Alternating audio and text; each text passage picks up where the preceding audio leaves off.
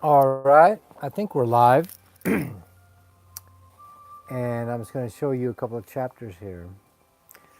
This is from Awakening Souls. You can get the pretty angel on the water, or you can get the Listening to the Sun cover. They're both the same book. Shh, don't tell Amazon. Anyway, they're the same exact book. Just pick a cover you like. Okay, don't get both of them unless you're buying for a friend. There's a title in here in one of the early chapters called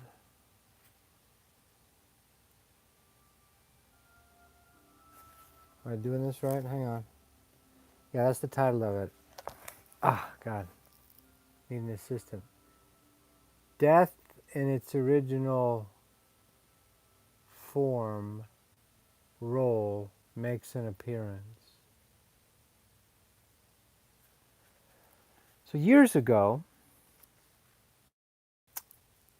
this is probably 25 years ago, that this chapter's about.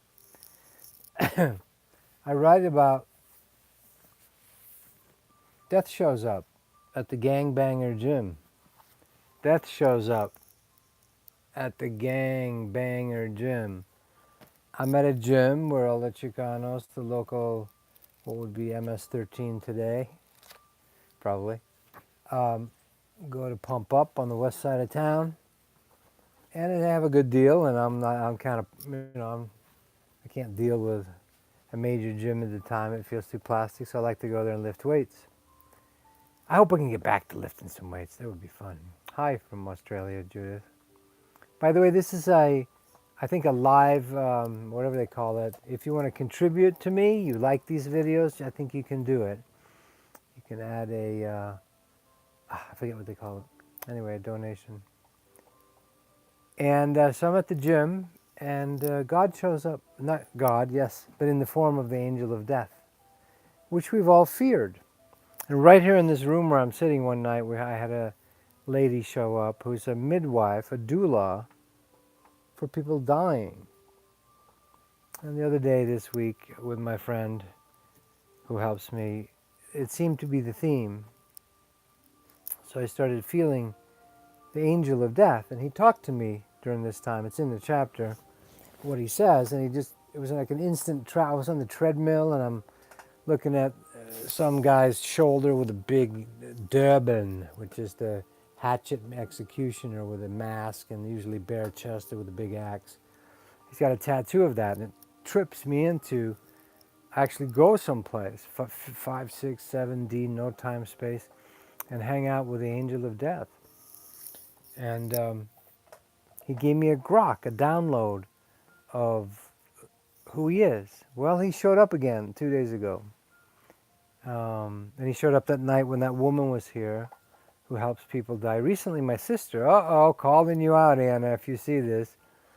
She knows she maybe have a talent for that too. There's a lot of us here.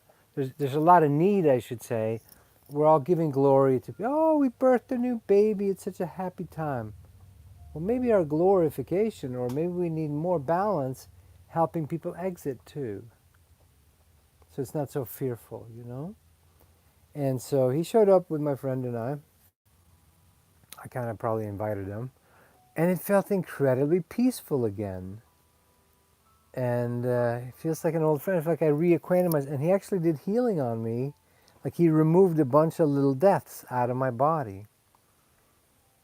And I got a new concept of the angel of death, this elemental being, who is not, he's there originally to help us form change. Imagine a bubble that needs to be popped to go out of, when you pop a soap bubble, it sort of disappears. He helps us with that. That final moment we need to surrender to pop the form. Now, initially, we didn't leave any body behind. We would raise our vibration so high in the ascension process. Naturally, the stairway to heaven was open, it wasn't closed.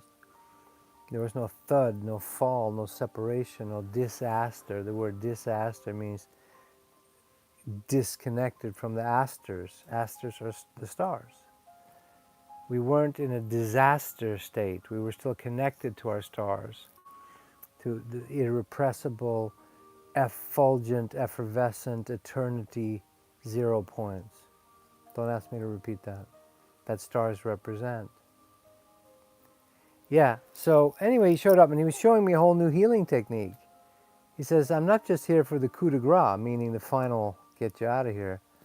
Work with me in between and I can get rid of the old stagnant energies and do the clearing.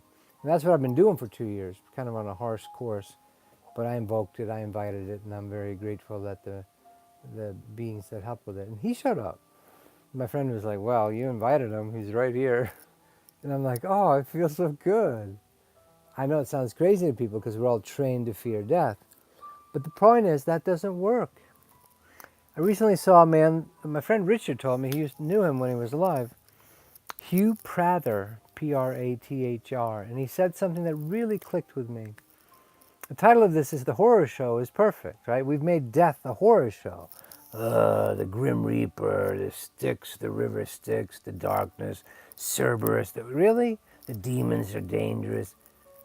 That's the problem. We've made half of the energy, quote, evil in our knowledge, our disaster of the knowledge of good and evil. It's all energy. So we've created a horror show. We're fascinated with the living dead, the walking dead, horror shows, and all that. Because we're trying to go, can we see through the form? Why is there a Mexican holiday, the Day of the Dead, Dia de los Muertos? Trying to sort of like, why do Irish people have a wake? They're like, it's an awakening, damn it. It's not a funeral. It's not a funeral. So this Hugh Prather said, if you can, I can see you, God Alpha. Hi. If you can see through, he says, if life is beating you, if you lose, go ahead and lose. If you're being beat up by the horror show, the illusion, the Maya Mitoti, the dream fog, So it really clicked for me reading Hugh Prather's comment. He said, when you're in a battle with life, go ahead and lose. Truth cannot be improved on. Jokingly, but not really. The holy trifecta of awakening is cancer, bankruptcy, and divorce. Those are horror show things.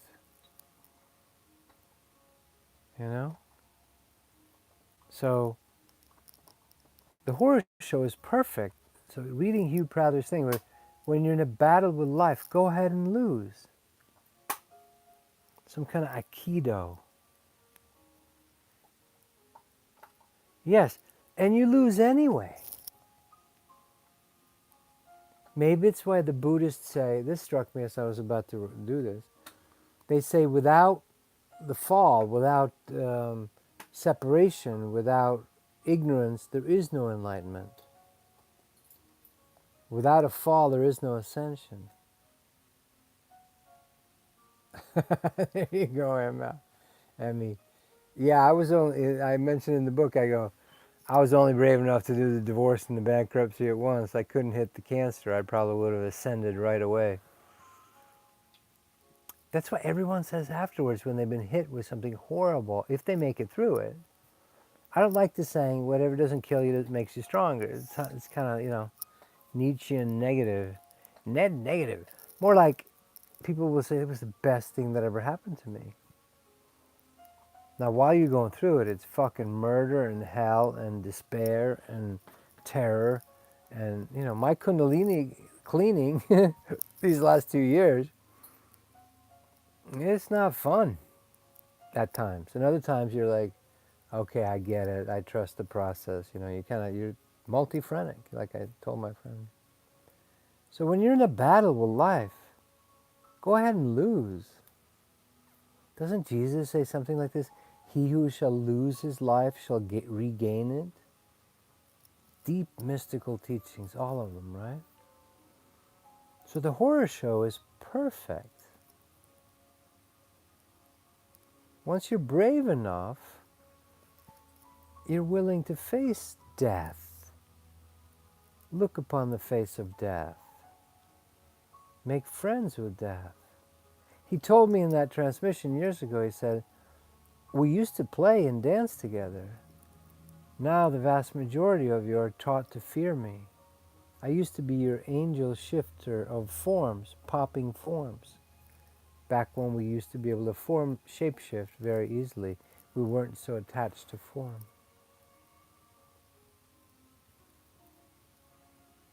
So anyhow, the shift changes to, instead of desperately trying to create something that finally will make you happy, you surrender to what is, including the horror and the beauty, the good, the bad, the ugly, and the whole swing, the whole crunch of the Buddhist wheel. So I just got it at another level. We need to relearn our lessons like 1,000 times, right? I could feel it. It wasn't just in my head. I could feel it's been bad. Joy and I, she had a knee operation. I've been in and out of the hospital with just whatever, right? And it's all energy clearing. Things that look bad, but they're not. You're upgrading the energy. And look at every master. What, Yogananda, St. Francis, whatever. I think Yogananda had cholera. Whew, I'm getting away easy. A lot of you I know talk to me. You've been through serious physical crapola the last few years.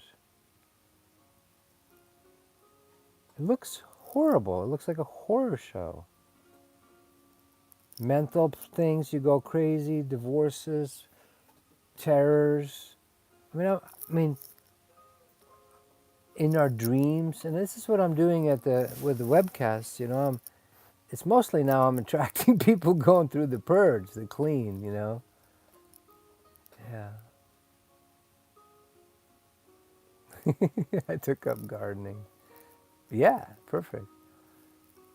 So it's actually a beautiful process of purging us, getting rid of us, getting rid of us, our idea, you know? And yes, it crushes your ego, what you thought you were, the personality. What does the God of the Bible say? God is no respecter of persons. Now, if we made it, no respecter or a little persona, Freudian persona, ego. It's like, you're so much bigger than that. Death will just void all that shit for you anyway. When you die, you're like, oh, my dad came back to me in a friend's backyard, and I could feel this glowing spirit hovering behind me. My friend's looking over my shoulder going, can you feel who that is? And we're so dumb in our own families, right? We're so blocked with our own denial and our own soul, the more, more, more intimate our relationships are, the more blocked it is. And then it can become funny. But if you want it to work out, it's a fucking horror show. Like Eckhart Tolle will say, he'll go, you know, of course, you have the hope that it will all work out one day. Finally, all the pieces will fall into place. And then he pauses perfectly and says, of course it won't. Right? And so I liked what this guy said, Hugh Pratt. He said, once you realize that things don't have to work for you to be at peace, people don't have to do what you want them to do for you to love them. It's like in the imperfection, it's in the horror show, Clockwork Orange, horror show, boys, mateys. Never seen that movie. Could be prophetic. So the big masters, death included, of course, they are outside the no ledge. They're off the ledge. They are in unified oneness territory. They are not in, hang on, we got a little commercial here. It's annoying. Stop it. And let me turn this off. There we go. So when you're headed towards unification, you're learning to embrace. Is that why Shiva, and all the Shivites meditate in the burning ghats, where they're chopping up the bodies and burning them to ash, or In Tibet, they feed the bodies to the condors. They just chop up the meat bodies and feed them right there of the dead monk. Look it up. But they can become fanatic, all of it. It doesn't mean you don't do things. We're still mowing the lawn here because we still have a lawn here, and stuff needs to be done. But there's some embrace of the horror show. So the horror show is perfect. It teaches us to be unattached, or it teaches us to find the real source, right? So when divorce, bankruptcy, and cancer come your way,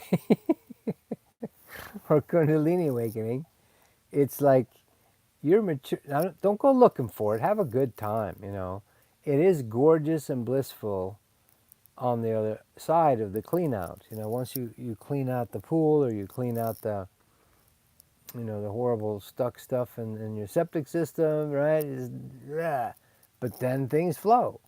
So when we're cleaning out our nadis, our nervous system, our compressed, suppressed energies, it looks like a horror show. It's like a giant spring cleaning of this pain and weirdness and kundalini and terror in my liver and my kidneys, and what the hell is that sensation, or what's something crawling on me, ringing in the ears, or my third eye's like pumping, or then pleasure. And it's not all horror, but when you clean the horror show, that's when we can let in the new living waters. The horror show is perfect.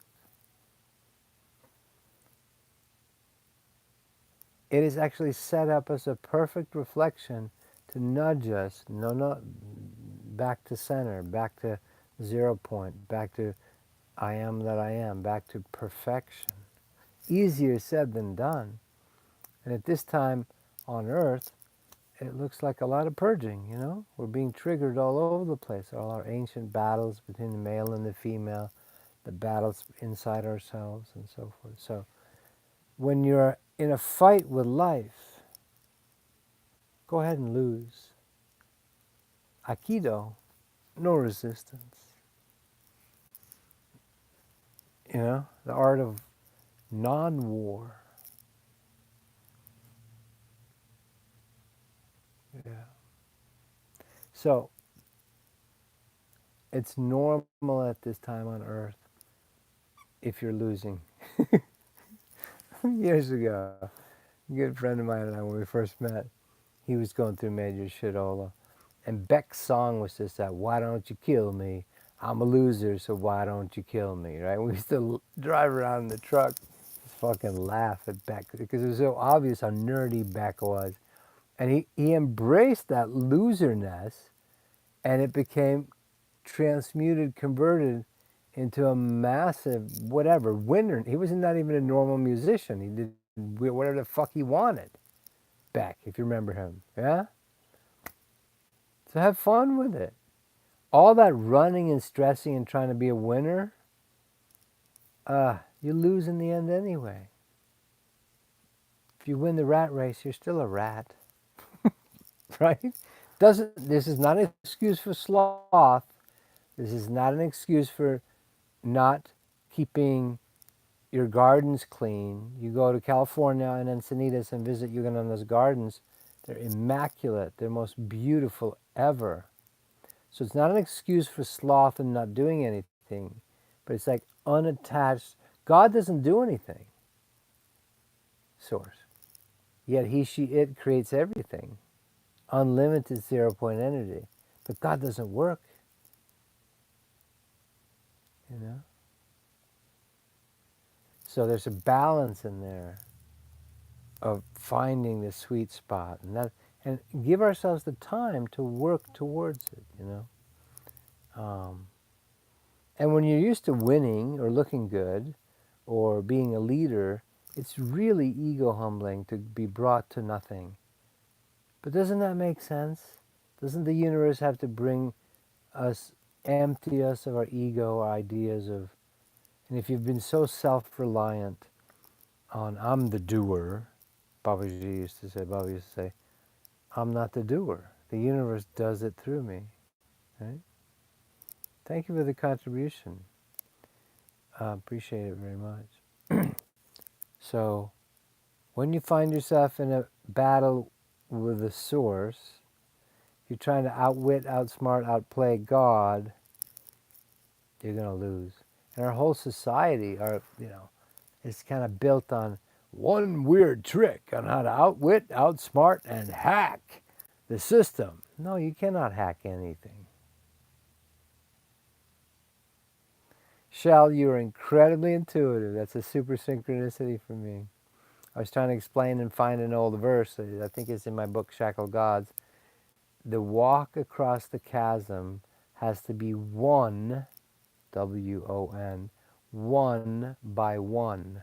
But I spell it W in parentheses and then O-N-E. We have to do it, each of us. Very amazing that you picked up on that. To walk across this chasm back to the 0 point where we are beyond the duality, it's not easy. This is the time of purging. I'm going through it, and all kinds of shit hits the fan, all the shit inside us, Yeah. Much love, you guys.